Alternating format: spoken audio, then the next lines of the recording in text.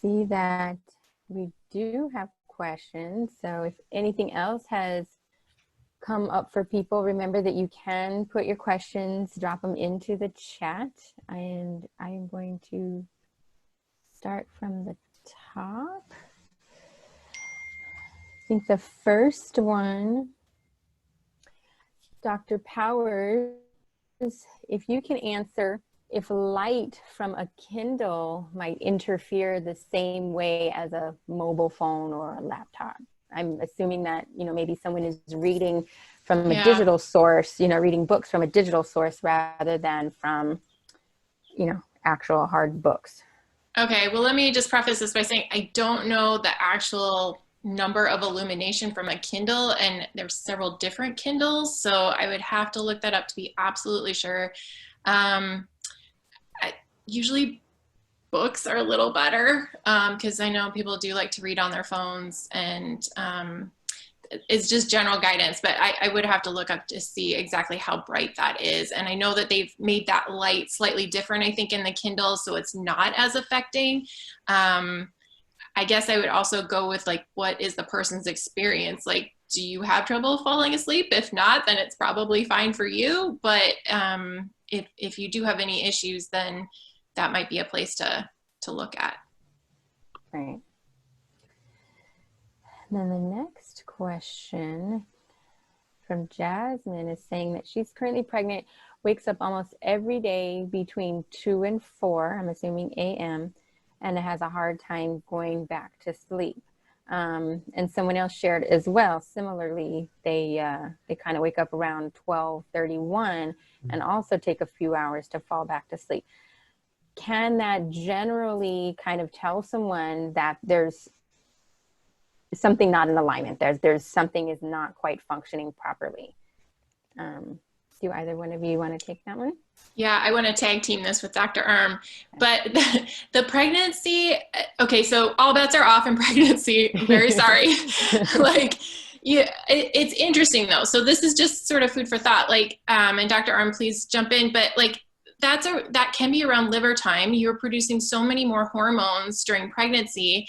And sometimes it's just like, well, that's when things have to get processed more.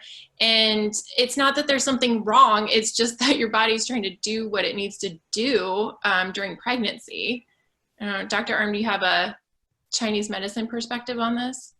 Yeah, it sounds like one of those people, one of them is having some type of gallbladder disharmony if they're waking somewhere between 11 p.m. and 1. And the other one is waking more between, well, they said 2 to 4. 2 to 4. Mm-hmm. Yeah, so if it's liver would be 1 to 3, and lung would be, starting again 3 to 5. I guess I would say the 2 to 4 is interesting because that's like that carryover between the deepest one, which is the liver, and the most superficial, which is the lung. So there's some type of imbalance of going from your deepest consciousness where you interconnect with all beings and then resurfacing as an embodied creature, as an individual, as your body. A down-to-earth perspective on what that means, there may be some liver imbalance. And this may be, and I don't know how long this has been going on for this person. You might want to consider seeing, are there other issues related to the liver in Chinese medicine? And again, I should just make that comment. Liver in Chinese medicine doesn't necessarily just mean or only mean the anatomical organ, the liver. It can mean the organ, or it can mean the channel, which is a pathway of energy that goes from one part of the body to the liver, or it can mean something that the liver controls. Say, for example, in Chinese medicine, the liver controls the nervous system.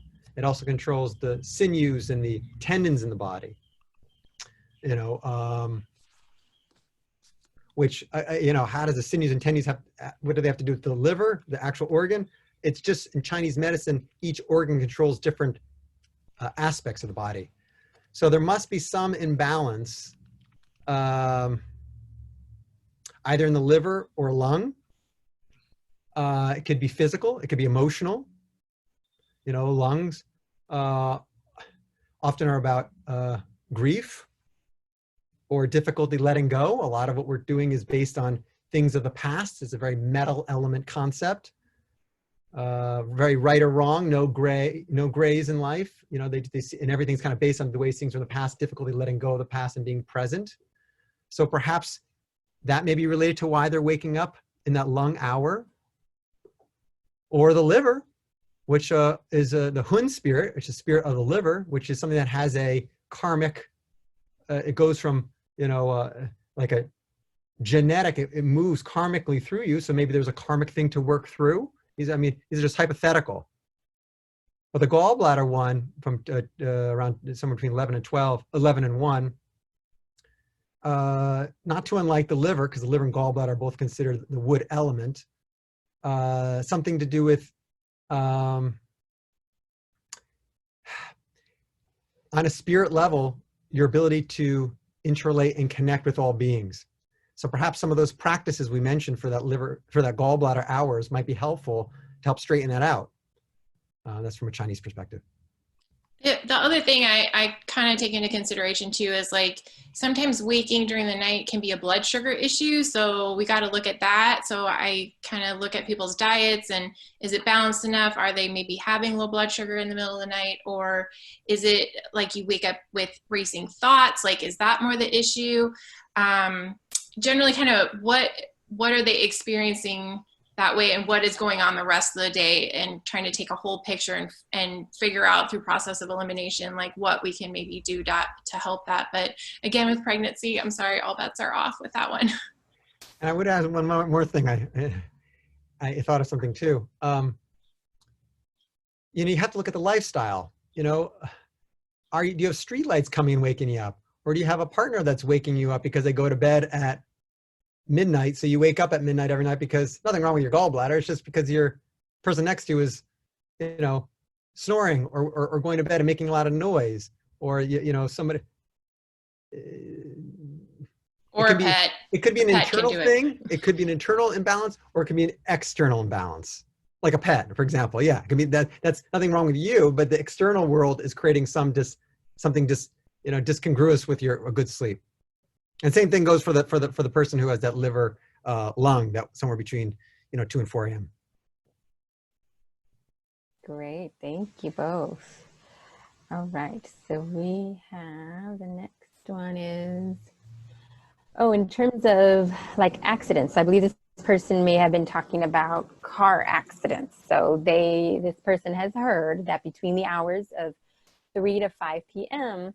typically tends to be the worst time of day for car accidents.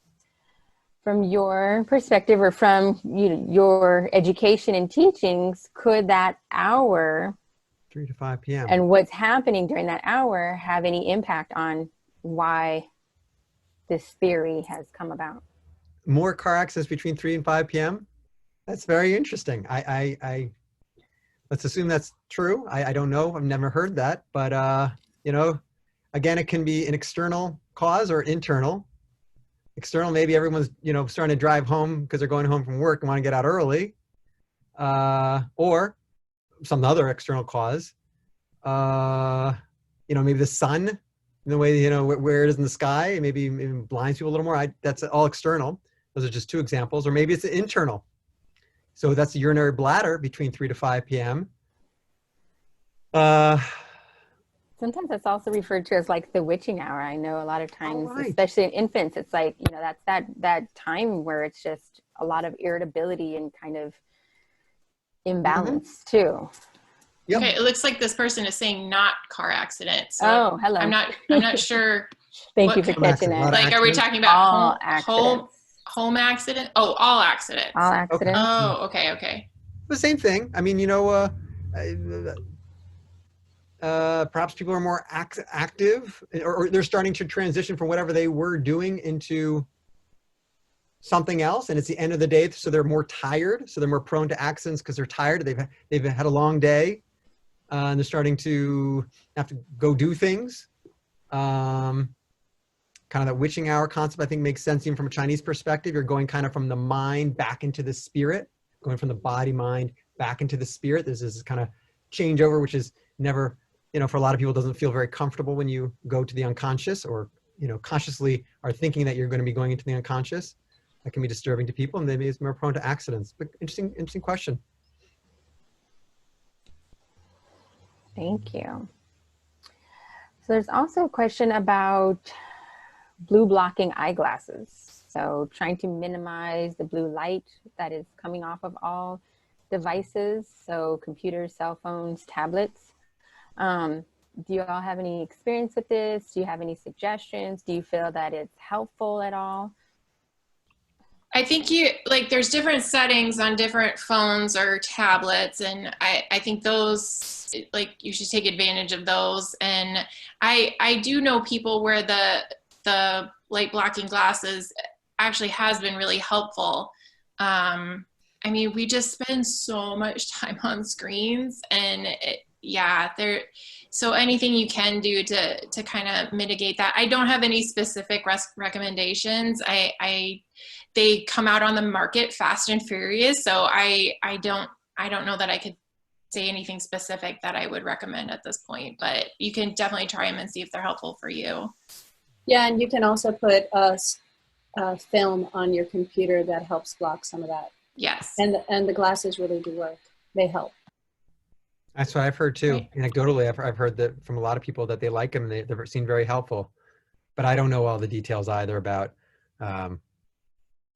the mechanism from a Western scientific perspective on how you know, that color. I mean, from a Chinese perspective, blue or dark blue or black, you know, would be considered the kidney element or the water element.